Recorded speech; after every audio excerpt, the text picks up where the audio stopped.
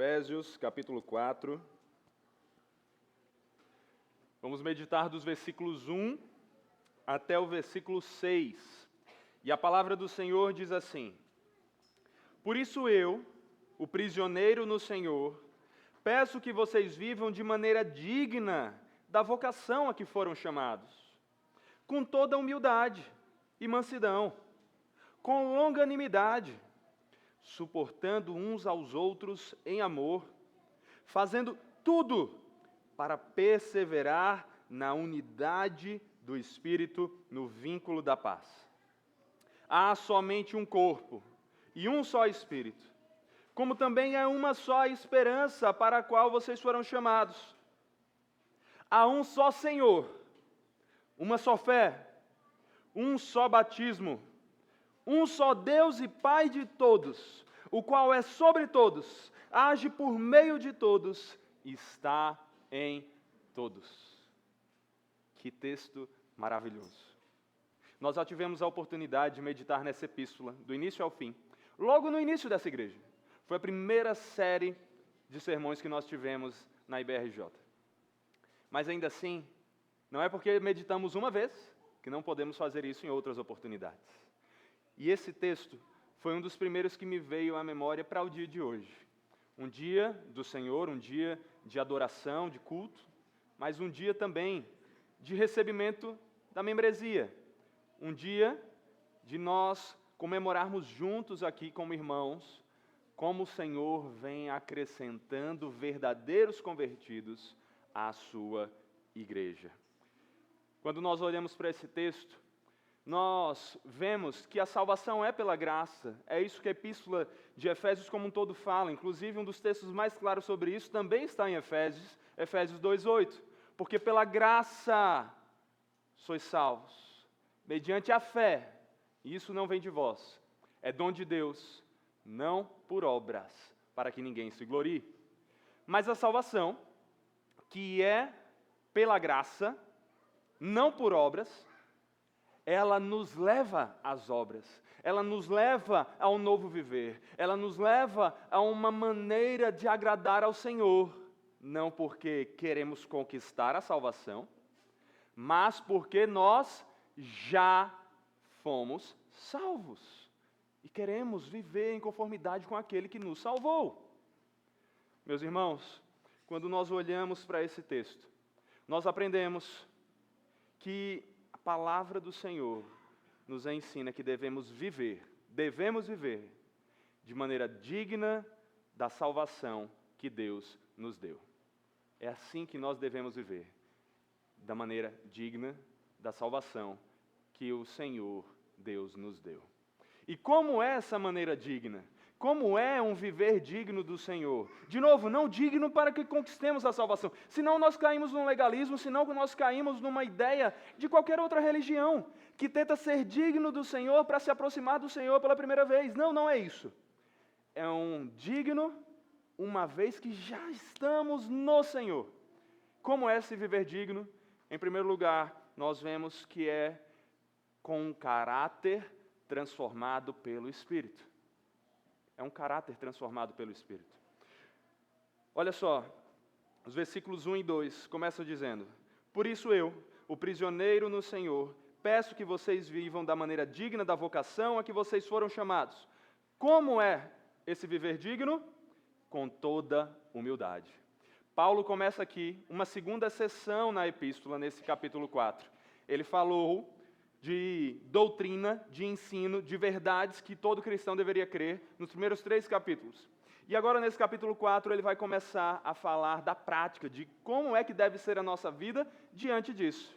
A primeira coisa que ele fala sobre essa prática é esse viver digno. E a primeira coisa que ele fala desse viver digno é o caráter. E a primeira coisa que ele fala desse caráter é a humildade. Olha a importância da humildade. É o início de um caráter de alguém que está vivendo como digno do Senhor. Alguém humilde. Alguém digno do Senhor não é alguém que bate no peito e diz: eu sou digno, eu sou muito bom, Eu mereço a salvação. Eu conquistei a salvação pelas minhas obras, porque eu leio muito a Bíblia, porque eu oro muito, porque eu não perco nenhum culto, porque eu ajudo as senhorinhas a atravessar a rua. Entenda, todas essas coisas são boas, mas não são elas que nos salvam, não são elas que demonstram, acima de tudo, uma dignidade. A dignidade do Senhor envolve obras? Envolve. Eu falei agora há pouco sobre isso. Mas antes das obras envolve uma mudança de caráter, uma mudança de vida. Porque aquele que está em Cristo é uma nova criatura. E essa nova criatura é marcada em primeiro lugar pelo quê? Pela humildade. Aquele que é cristão, que vive de maneira digna do Senhor, é humilde. E sabe por que essa humildade ela é tão importante, tão central? A primeira que Paulo destaca aqui. Porque ser cristão é, em primeiro lugar, ser alguém que dobrou os pés, dobrou o joelho, melhor dizendo, se colocou diante do Senhor, ali, como pequeno, diante de um Deus Todo-Poderoso e reconheceu: Senhor, ai de mim, pecador, eu não sou bom, eu mereço a condenação, mas o Senhor é grande. O Senhor é bom, e o Senhor me presenteia com a salvação. A salvação é um presente do Senhor, que transforma cada um de nós em uma nova criatura, cujo caráter é humilde. Humilde por perceber que era inimigo de Deus, que era mau, que era ímpio, mas o Senhor veio. O Senhor enviou o seu próprio Filho, perfeito, para morrer no lugar desses inimigos e salvar. E quando nós entendemos esse Evangelho que nos salva pela graça, não tem outra coisa que possa acontecer conosco senão sermos transformados e reconhecermos que não somos nada, somos pó diante de um Deus perfeito. A salvação não é para os perfeitos. A salvação é pelo perfeito, para pecadores. A humildade é uma característica que esses pecadores redimidos devem ter, por reconhecer que não merecem nada, foi tudo obra do Senhor. Você é alguém que foi alcançado por essa salvação, então você deve viver de modo digno do Senhor. E se você está buscando viver de modo digno do Senhor, como deveria se foi alcançado, você tem que ter um novo caráter. Mas quando você olha para o caráter de alguém redimido, a primeira coisa que você tem que buscar é essa humildade. Você reconhece que você é mau. Se você acha que é bom, você ainda não entendeu o Evangelho, você não é um cristão. Se você acha que é bom, que é puro, que é santo, que é maravilhoso, que Deus te salvou, porque, claro, como é que Ele nos salvaria? Você não entendeu o Evangelho. Mas se você reconhece que é pó, ao ter sido salvo pelo Senhor, você vive uma vida humilde. E então, cristão, você tem vivido nessa humildade? Como tem sido essa humildade na prática, não na teoria? Você tem se colocado à disposição de servir os seus irmãos? Não como superior, mas como um servo, aprendendo com aquele que demonstrou a perfeita humildade, que sendo o próprio Deus, encarnou no mundo caído para servir pecadores. Que você viva nessa humildade, por ver o seu caráter ser transformado pelo Santo Senhor. Esteja pronto a servir.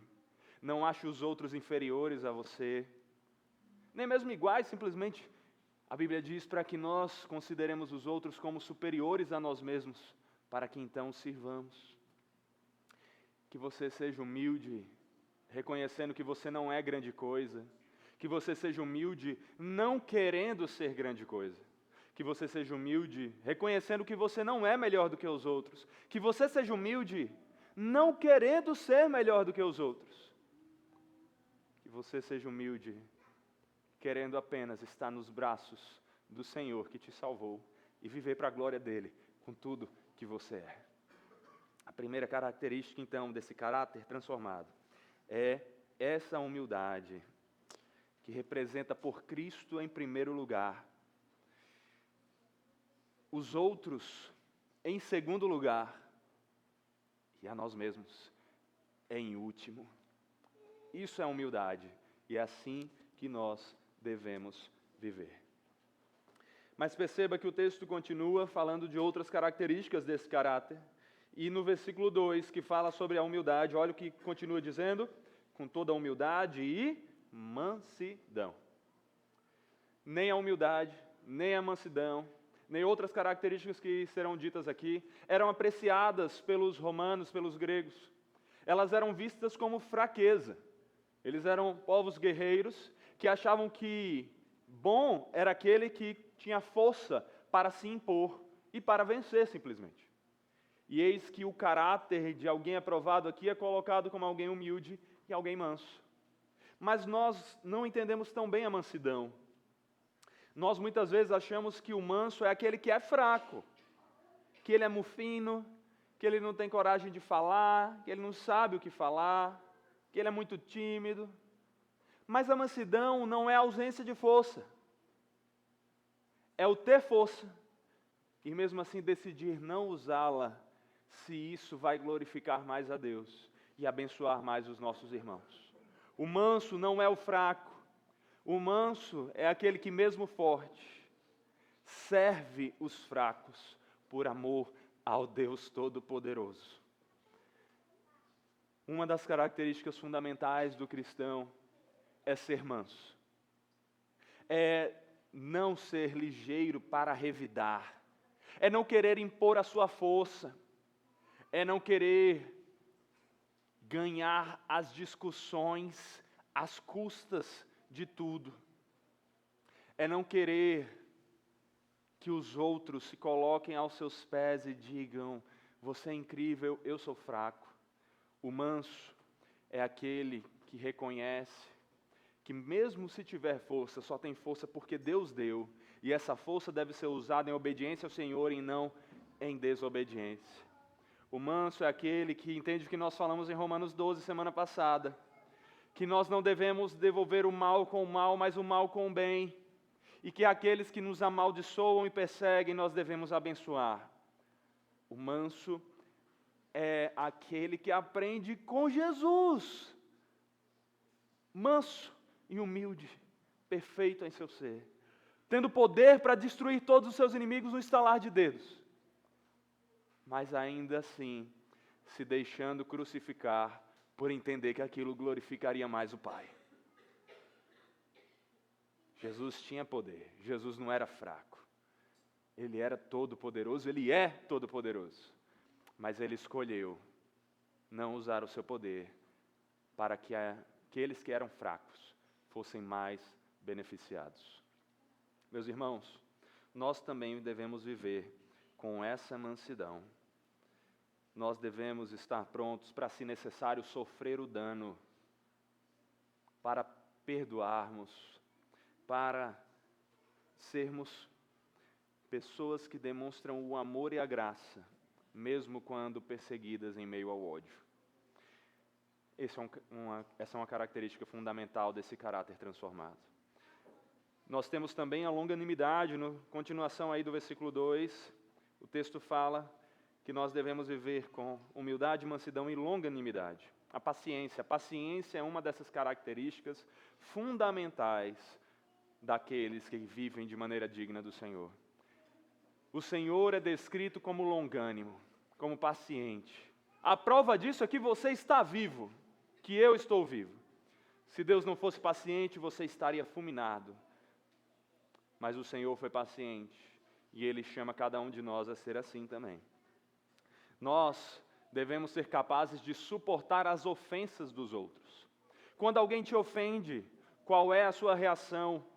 É já querer retrucar, revidar, devolver o mal?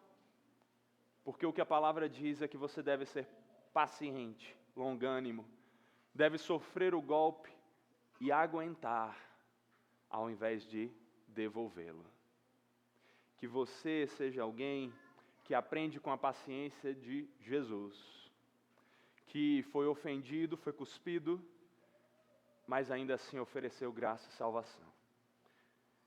Uma outra característica importantíssima, na continuação do versículo 2, é que nós devemos viver suportando uns aos outros em amor.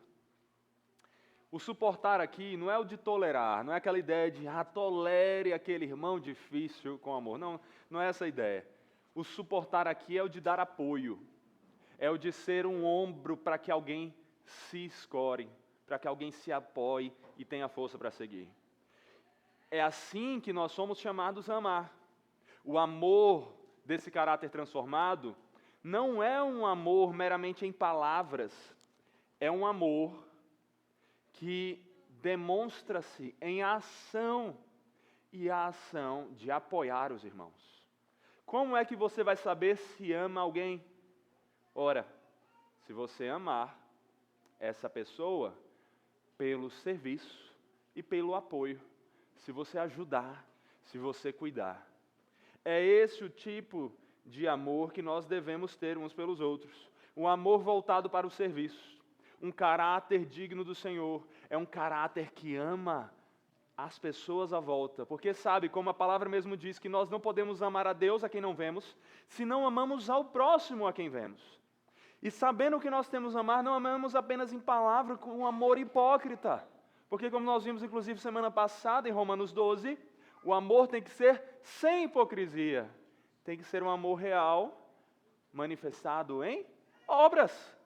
Não para sermos salvos, mas porque já fomos. Um amor manifestado em apoio, suporte, cuidado. Você tem amado assim os seus irmãos? Você tem sido um apoio para os seus irmãos? Você tem sido suporte para eles? Você tem servido os seus irmãos? Porque isso vai mostrar para você que você tem sido transformado. E então, o texto nos apresenta mais uma característica no versículo 3. Um caráter digno do Senhor é aquele que faz tudo, versículo 3, fazendo tudo para preservar a unidade do Espírito no vínculo da paz. Olha que interessante. Lembra que nós lemos na hora da confissão as obras da carne? Quais são as obras da carne? Divisões, facções. A carne, o pecado, nos leva à divisão. Mas um caráter transformado pelo Senhor, cheio do Espírito, é aquele que tem o desejo pela unidade e que se esforça para alcançá-la. Como é que é um caráter transformado pelo Senhor? É um caráter cheio de desejo pela unidade. A unidade é fundamental para a vida cristã. Nós enfatizaremos isso ainda mais logo a seguir. Mas aqui nós já vemos essa importância. Nós devemos buscar a união entre nós e nossos irmãos, entre nós e o próximo, e não a divisão. Perceba que não é uma união às custas de tudo, como algumas pessoas falam. Não, para manter a união, a gente abre mão do que acredita, e aí cai num sincretismo religioso. A gente abre mão de crenças. Não, a gente pode dizer que é todo mundo salvo, todo mundo é do mesmo Deus, mesmo quando um adora o Deus Yahvé, e o outro adora o Deus Alá, e o outro adora Deus nenhum, mas está todo mundo... Não é a união às custas da verdade. É a união permeada pela verdade. É a união que está em consonância, em acordo com tudo que já foi falado anteriormente. Paulo está falando aqui para cristãos, para uma igreja. Ele está falando da unidade que deve haver na igreja. A unidade que deve haver entre os irmãos, a unidade que deve haver no vínculo da paz, mas no vínculo da verdade também. Porque a paz do Senhor, a paz de Deus, não acontece sem a verdade de Deus. E é então assim que nós devemos caminhar, buscando essa unidade. E nós, como igreja IBRJ, nós devemos viver assim. Estamos para receber novos membros. Alguns já são membros, na verdade, já foram recebidos. Outros vão se tornar membros através do batismo. Mas nós estamos crescendo E o que destaca-se desse crescimento não é o numérico, mas é o crescimento na união. É o crescimento na verdade e na fé. É o crescimento conforme que Paulo vai enfatizar logo a seguir também. Mas, meus irmãos, nós, como igreja, devemos viver com esse caráter digno do Senhor. Como é esse caráter digno do Senhor? Como você, cristão, deve viver humildemente, com mansidão. Você deve viver com paciência, suportando em amor, desejando a união. Que você não seja causa de divisões, mas que você seja causa da união. Que você seja mais um instrumento dessa união, para que nós vivamos assim como igreja. E eu falo, obviamente, a IBRJ por ser a nossa igreja aqui, mas há pessoas que nos visitam. E nós devemos viver como uma só igreja se estamos unidos pelo verdadeiro Evangelho. E, meus irmãos, as igrejas de vocês que estão representadas aqui, se são verdadeiras igrejas, se estão unidas na verdade do Evangelho, devem viver também em unidade, porque todo cristão deve viver assim. Que nós busquemos esse espírito, sabe por quê? Eu não sei se você notou, eu espero que sim, mas essas características que nós citamos nos lembram do quê? Nós falamos antes das obras da carne, mas falamos depois do fruto do Espírito. Ora, mansidão, fruto do Espírito. Amor, fruto do Espírito. Longanimidade, fruto do Espírito. Esse desejo de união é um desejo que é diametralmente oposto às divisões da carne. Por quê? Porque vem do Espírito. Meus irmãos, o que nós estamos vendo aqui é que aquele que vive de modo digno do Senhor tem um caráter transformado pelo Espírito. É porque o Espírito de Deus está em nós que nós somos assim. E é por isso que eu enfatizei que o ser digno do Senhor não é algo que você faz para ser salvo.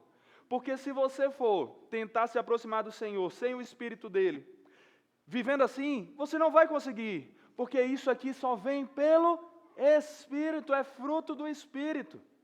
Então, quando você já foi salvo pelo Senhor, Ele te transforma para que você seja cheio do Espírito, e cheio do Espírito, você frutifique nesse caráter. Se você é um cristão, você tem tudo o que precisa para viver assim. Você tem o Espírito Santo, e Ele é a nossa força para isso. Meus irmãos, essa é a primeira característica de uma vida digna do Senhor, um caráter transformado pelo Espírito. Mas nós temos uma segunda característica aqui, que é a unidade de crença. Nos versículos 4 a 6, Paulo diz: há somente um corpo e um só Espírito, como também é uma só esperança para a qual vocês foram chamados. Há um só Senhor, uma só fé, um só batismo, um só Deus e Pai de todos, o qual é sobre todos, age por meio de todos e está em todos. Aqui, meus irmãos, nós temos uma das primeiras confissões de fé da igreja cristã. Uma confissão de unidade. Uma confissão de unidade na verdade. Ao mesmo tempo que trazia uma confissão de unidade entre os verdadeiros cristãos, os distinguia e separava dos não cristãos, porque os não cristãos não estão nesse único corpo, não tem somente esse Senhor, não tem esse único Deus.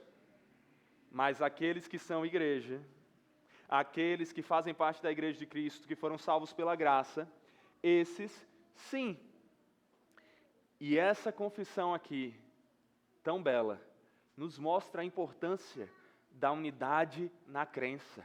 Uma vida digna do Senhor é uma que é marcada pela unidade de crença, pela unidade de confissão, pela unidade de doutrina. Doutrina é ensino, meus irmãos. Alguns têm preconceito com essa palavra, mas é basicamente isso, é ensino.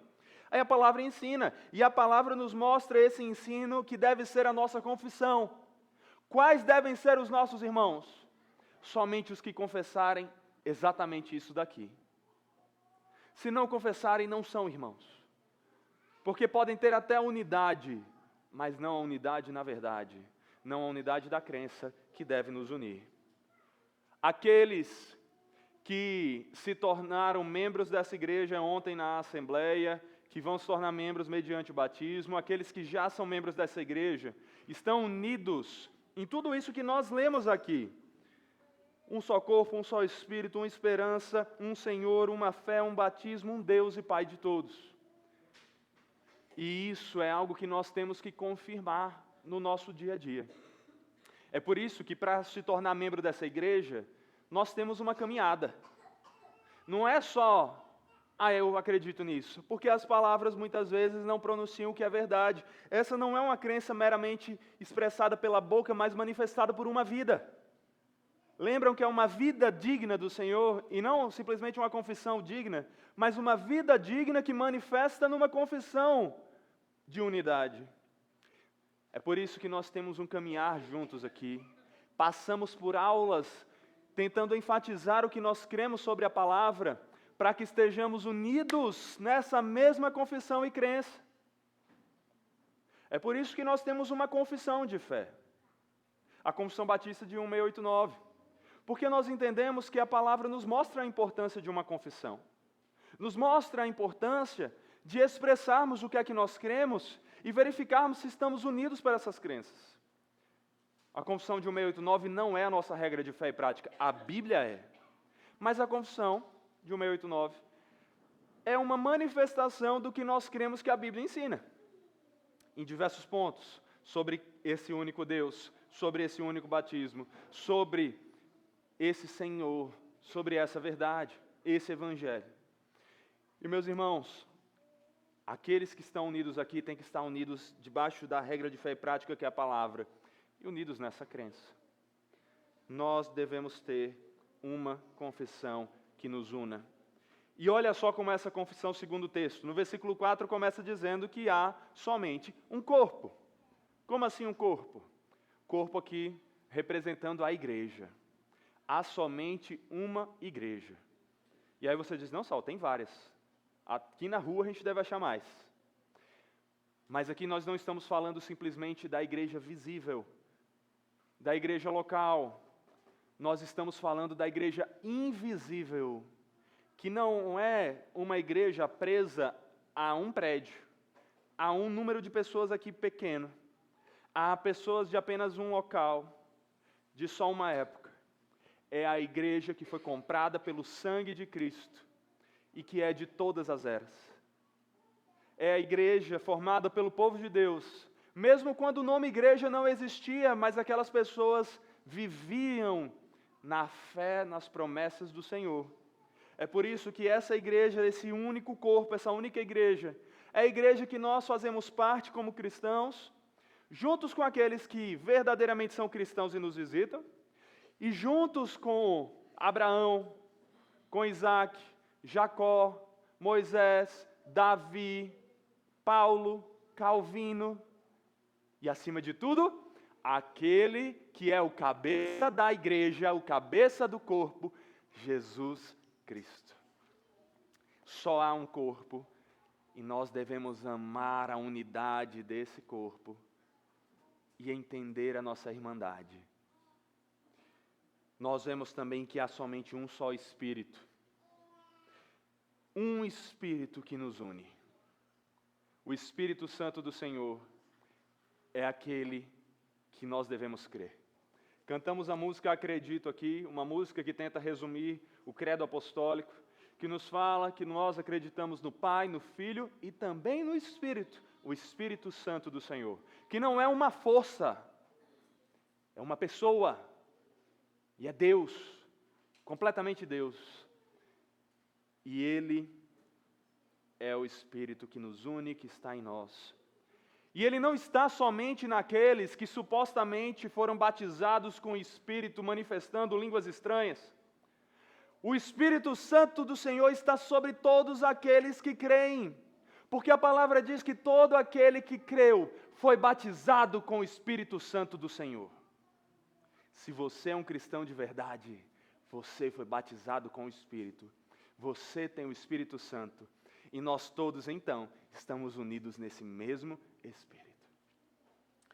O texto continua e diz: como também é só uma esperança para a qual vocês foram chamados. E qual é essa esperança? Será que é a esperança política? De que as eleições vão trazer um candidato que vai nos salvar? Essas eleições nem estão fazendo muito isso, né? Mas todos lembram aqui daquela eleição que nós vimos o ápice da esquerda contra a direita. E nós vimos pessoas colocando suas esperanças em homens, seja de um lado, seja do outro. Não é a esperança no Estado, na política, numa pessoa. Não é a esperança no ganhar uma mega-sena, do ficar rico. Não é a esperança de uma família perfeita. É a esperança que nada pode desfazer. É que aquele que começou a boa obra em nós, há de completá-la até o dia de Cristo Jesus. É a esperança nas promessas daquele que não é homem para que minta, nem filho do homem para que se arrependa. É a esperança nas promessas do Deus que promete que um dia enxugará dos nossos olhos toda lágrima e nos fará viver eternamente em alegria com Ele. Como um só povo, de todas as línguas, povos e nações. Essa é a nossa esperança. E se alguém não tem essa esperança, não pode estar unido conosco. Porque há unidade na confissão. E essa esperança é fundamental. São aqueles que têm essa esperança, que podem viver juntos na espera da concretização dela. O texto avança mais um pouco e diz, no versículo 5, há um só Senhor. Não há dois senhores, não podemos servir a Deus e ao dinheiro, não podemos dizer que todos os deuses são iguais. Tem gente que diz, não, então, há só um Deus. Só que fala isso na forma mais distinta do que esse texto está falando possível. A ideia de que há um só Deus, mas no sentido de que Alá, Yahvé, os deuses do hinduísmo, os deuses de outras religiões são todos o mesmo Deus. Não são. Porque não tem como um Deus que diz que só há salvação em Jesus ser o mesmo Deus que diz que há salvação de outras formas. Não tem como o mesmo Deus, que é onipotente, onipresente, onisciente, santo, perfeito, Pai de Jesus, ser o Deus que é fraco, que tem erros, que tem limitações, que salva de outras maneiras. Há um só Senhor, e esse Senhor eu conectei já com a divindade, porque Ele é Deus. Esse Senhor é Jesus. E esse Senhor é o Deus Jesus. Jesus é Deus e Jesus é o nosso Senhor. E aquele que não crê em Jesus como Senhor e não crê em Jesus como Deus, não tem a unidade conosco. Aqueles que querem ter Jesus como Salvador, mas não como Senhor, não podem ser salvos. Para ter Jesus como Salvador, nós temos que tê-lo como Senhor das nossas vidas, para fazermos tudo aquilo que Ele espera de nós. Não para conquistarmos a salvação, mas porque Ele é o Senhor que nos salvou. Assim, meus irmãos, há um só Senhor. Esse Senhor é Jesus. E é somente no nome dEle que nós podemos ser salvos. O texto fala que há também uma só fé. De novo, é um só ensino. A fé aqui, tanto como a fé que é um dom de Deus, que vem a nós pelo Espírito e nos faz crer, mas também a fé como um conteúdo no qual nós cremos conforme revelado no Evangelho da Palavra. Há somente uma fé verdadeira e é nela que nós devemos crer e é nela que nós devemos estar unidos. Há um só batismo. E talvez você olhe e diga, mas peraí, não tem batismo por aspersão, por imersão, batismo de crianças, batismo de adultos.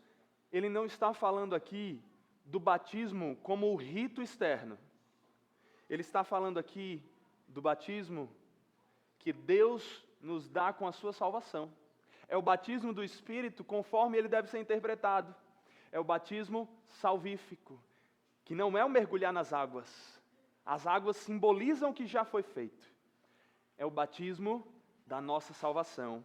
É por isso que Hernandes Dias Lopes acertadamente destaca aqui: esse é o batismo pelo Espírito no corpo de Cristo. Não se trata aqui do sacramento do batismo que a igreja administra, mas daquela operação invisível que o próprio Espírito Santo realiza. Paulo não está falando aqui da forma do batismo, aspersão, efusão, imersão, mas do sentido do batismo, que é a nossa união com Cristo e sua igreja. Esse batismo que o Senhor opera em nós é o que nos une ao único corpo, ao único Senhor, à única fé, à única esperança, ao único Deus e Pai, como diz no versículo 6. Um só Deus e Pai de todos, o qual é sobre todos, age por meio de todos e está em todos. Meus irmãos, como eu destaquei ao falar de Jesus que é Deus, não há outros deuses, há somente um. E esse Deus é Pai de todos aqueles que estão como em um só Senhor, em um só corpo, em uma só fé, em uma só esperança, em um só batismo. Se você é uma dessas pessoas, você tem esse Pai como seu Pai. E se Ele é seu Pai, deixa eu falar uma coisa, eu sou seu irmão. Eu sou seu irmão. Nós somos irmãos. Nós estamos unidos, não só ao mesmo Senhor, mas ao mesmo Pai.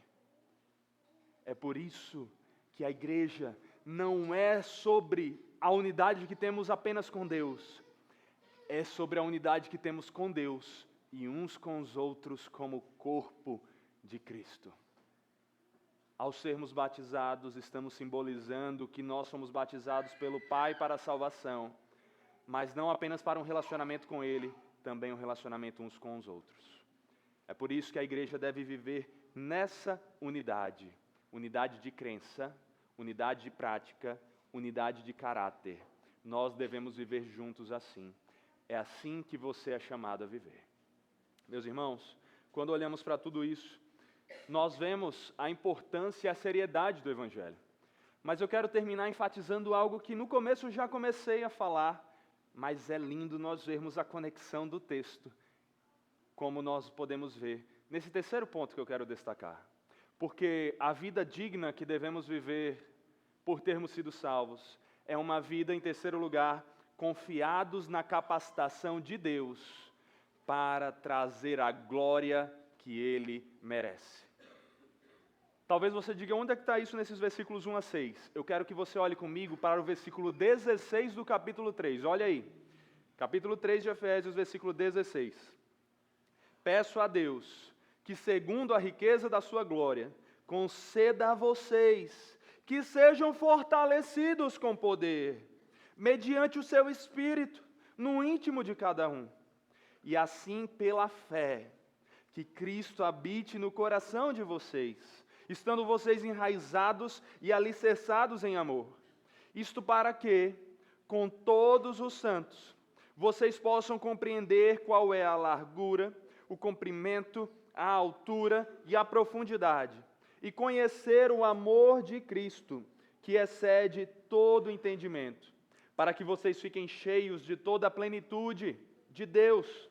Ora, aquele que é poderoso para fazer infinitamente mais do que tudo o que pedimos ou pensamos, conforme o seu poder que opera em nós. A Ele seja a glória na igreja e em Cristo Jesus, por todas as gerações, para todos sempre. Amém. Portanto, aí começa o capítulo 4, não é? Meus irmãos, o capítulo 4 começa em conexão com tudo que foi dito na epístola até o capítulo 3, mas intimamente conectado com o que foi dito até agora. Sabe por quê? Paulo nos chama a viver conforme, de maneira digna da salvação que nós recebemos, porque ele ora ao Pai, e ele sabe que o Pai é poderoso para nos capacitar e fortalecer, a fazer tudo, porque Ele merece toda a glória para sempre. Amém. Então deixa eu falar uma coisa para você. A boa notícia do Evangelho é que o caráter digno do Senhor que você tem que ter é aquele que Ele mesmo cria em você e que Ele conduz você a viver. Nós devemos viver de maneira digna da salvação que recebemos, mas não confiados na nossa própria força. Senão seremos condenados e fracassaremos, não temos força, falharemos, somos pecadores. Mas porque Deus é bom, é poderoso, Ele ouve as nossas orações, e Ele faz mais até do que tudo que pedimos, e Ele merece toda a glória, e Ele faz com que a glória aconteça na igreja e em Cristo para sempre. Ele vai capacitar você, a mim e a todos nós que somos parte da sua igreja, a vivermos assim para sempre. Amém. Essa é a mensagem do Evangelho. E é por isso que, se você ainda não está nesse compromisso com esse Jesus, com esse Deus, o que você precisa fazer é se prostrar aos pés dele e humildemente dizer: tem misericórdia de mim que sou pecador, e me capacite, me salve e me capacite a viver da maneira digna do Senhor. Deus é quem vai conduzir você a viver assim. E se você já fez esse compromisso porque Ele te transformou, saiba que quando a apatia vier, que quando o cansaço vier, que quando você olhar para si e disser: eu não sei como viver assim, olhe para Ele. Pare de olhar para si, olhe para Ele e nele encontre as forças para viver, sabendo que aquele que te chama a perseverar é o mesmo que te preserva para o dia do grande banquete, onde nós nos alegraremos eternamente. Diante disso, que nós vivamos esse Evangelho para a glória desse Deus que é Pai. Senhor, Pai Santo e Perfeito, nos faça viver na unidade dessa fé, dessa prática. Nos dê, Pai, a Tua salvação, a certeza dela, e então nos transforme para que vivamos de maneira digna da salvação que nós já recebemos. Com esse caráter transformado, com essa unidade de crença. Que a IBRJ seja uma igreja que experimente disso, que as igrejas representadas aqui experimentem disso, que o Teu povo espalhado pelo mundo experimente disso, e que assim, Pai, Teu nome seja glorificado como o Senhor merece. É em nome de Jesus, o único Senhor, que nós pedimos. Amém.